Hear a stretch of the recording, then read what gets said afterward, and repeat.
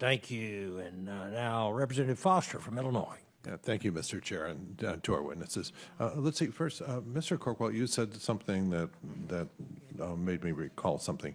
You mentioned the toxicity databases across the agencies. I was wondering if they are stovepiped to some extent.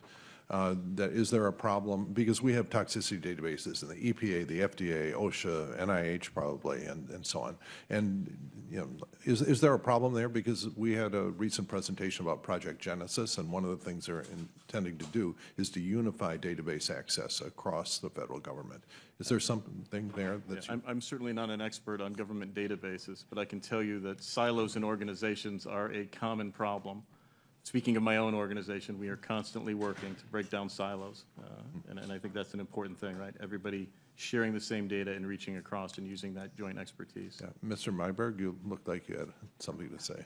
Yes, I did, and I actually agree with Mr. Corkwell on this, that to the extent you can not siloing among agencies is a challenge, and the example I would have is that the Agency for Toxic Substances and Disease Registry maintains toxicological profiles, which in some ways are different from the information that was formerly in IRIS. And sometimes you have differences, and the chemical I'm thinking of in particular is methyl bromide, between exposures over annual exposures versus short-term exposures, and you can understand that. And they draw from some of the same data sources, but there are different assumptions that that the different databases make about what constitutes, the right level of exposure. Yeah, just the way the measurements are made. So some way to reconcile those things would seem to be in order.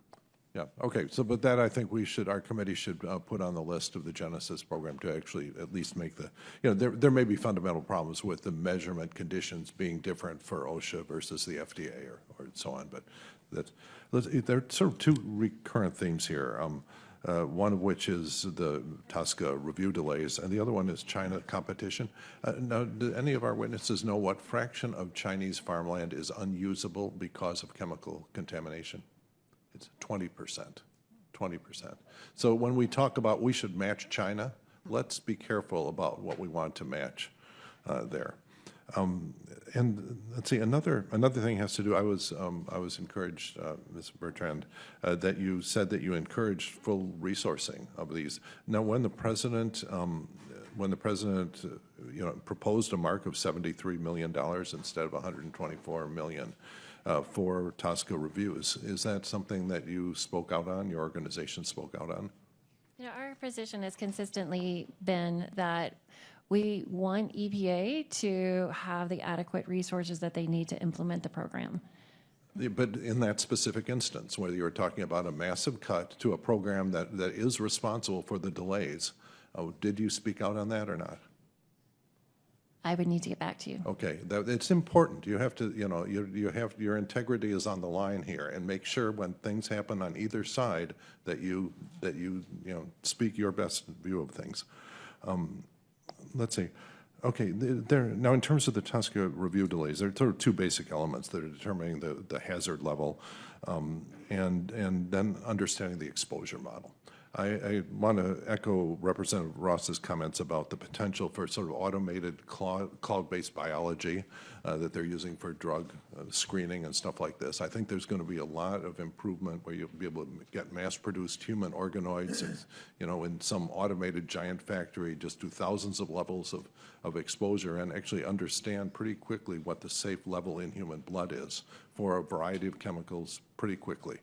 And the drug companies are pushing that really hard. And is that part of the answer, something that is likely to get easier quickly? And are we going to be left with the tough issue of just arguing about what a realistic exposure model is? I'll take this one. I think, again, Boeing will comply with the regulations. We will follow the safety protocols. That's incredibly important to us. But one of the things I've talked about today is just sort of the differences that aerospace has. That also goes to size of scale. One of the things that surprised me the most when I joined the company was the fact that we paint every airplane by hand. There's not an automated paint system that we've utilized for our legacy, airplanes. And so when you talk about that exposure routes, we need So to be cognizant of excuse me. that. Yeah, I have just, I'd like to introduce for the record, actually, some really excellent reporting by the Wall Street Journal that, highlights the difference in the exposure model having to do with fume incidents on airplanes. Because this is something where there's a design choice you can make. You can use gas extracted halfway through the jet engine to put into the cabin, or you can make an electrical system. And on Dreamliners, you use an electrical system that just brings in fresh air, whereas in older designs, you use recycled or halfway tapped off bleed gas, I guess they call it. And so, this is the important part of it, and that is the part that that's why we need people with good judgment to decide what's safe here. And so I'm now past my time and yield back. Gentleman's time's expired.